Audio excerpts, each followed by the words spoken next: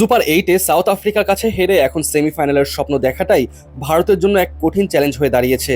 কেবল হারলেই হতো না, কিন্তু হারের ব্যবধানটা এতটাই বিশাল যে সূর্যকুমার যাদবদের খাদের কিনারায় ঠেলে দিয়েছে। রান রেটের পাহাড় সমান গর্ত এখন তাদের সামনে সবথেকে বড় বাধা।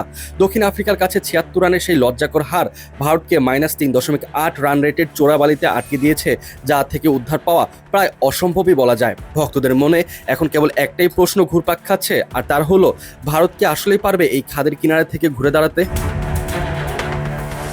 নিয়ম অনুযায়ী 4 দলের এই গ্রুপ থেকে কেবল সেরা 2 দলই পরবর্তী রাউন্ডের টিকিট পাবে। পয়েন্ট সমান হয়ে গেলে প্রথম দেখা হবে জয়ের সংখ্যা এবং এরপরে আসবে সেই রান রেটের হিসাব। ভারতের হাতে এখন বড় জোর 4 পয়েন্ট পাওয়ার সুযোগ আছে যদি তারা জিম্বাবুয়ে আর ওয়েস্ট ইন্ডিজের বিপক্ষে জয় ছিনিয়ে নিতে পারে। কিন্তু মুশকিল হলো, একটি ম্যাচ হারলেই তো বিদায় নিশ্চিত, আর 2টা ম্যাচ জিতলেও সেমিফাইনালের নিশ্চয়তা নেই। কারণ একই গ্রুপে 3টি দলের 4 পয়েন্ট পাওয়ার জোরালো সম্ভাবনা আছে, অথবা কেউ 6 পয়েন্ট পেলে বাকিদের লড়াই হবে ওই রান রেট নিয়ে।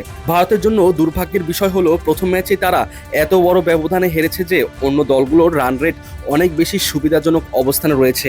এমন সমীকরণের মার প্যাচে নীল জার্সিধারীদের টিকে থাকা এখন পুরোপুরি মিরাকলের উপর নির্ভর হয়েছে। ঠিক এই সংকটময় মুহূর্তে সমর্থকদের কানে বাজছে মোহাম্মদ আমিরের সেই ভবিষ্যৎবাণী। পাকিস্তানের এই গতির তারকা বেশ আগেভাগে ভারতকে নিয়ে যে ভবিষ্যৎবাণী করেছিলেন তা এখন যেন অক্ষরে অক্ষরে মিলে যাচ্ছে।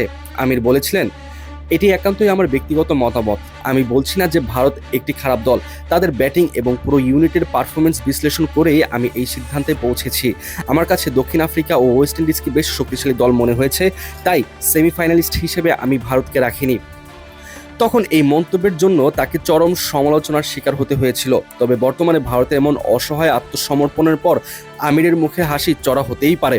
মাঠের ক্রিকেটের সমীকরণ যখন এতটা জটিল, তখন আমিরের বিশ্লেষণকে আর হেলাফেলা করার সুযোগ নেই। এখন দেখার বিষয়, জিম্বাবুয়ে আর ক্যারিবিয়ানদের বিপক্ষে ঘুরে দাঁড়িয়ে ভারত কি পারবে সব সংখ্যা উড়িয়ে দিয়ে সেমির টিকিট কাটতে, নাকি মাঠের লড়াই শেষে আমিরের ভবিষ্যৎবাণী সত্যি হতে যাচ্ছে?